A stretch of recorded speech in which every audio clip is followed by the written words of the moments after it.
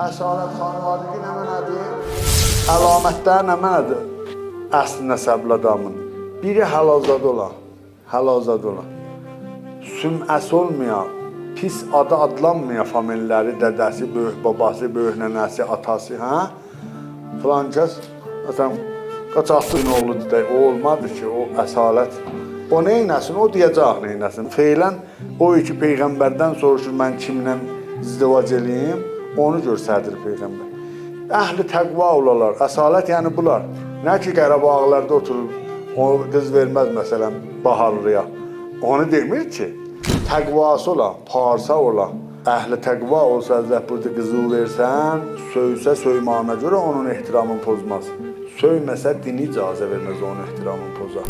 Əgər tərəfi müqabil əhli diyanət, əhli təqva bunlar olsa, söysə istəyinə görə zülm eləməz, söyməsə dininə görə zülm eləməz. İslamı düz düşünələ.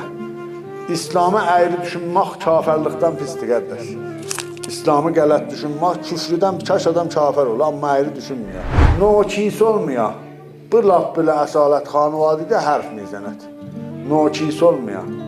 Sonradan tapış olmuyor. Ləm yəkun sümməkan rivayətlərdə deyir.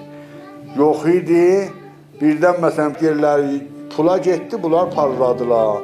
Da bunları tutmaq olmaz. Əsalət xanvadidə ən mühüm hamısından o təqva və diyanətdən sonra budur. Əsalət xanvadidə.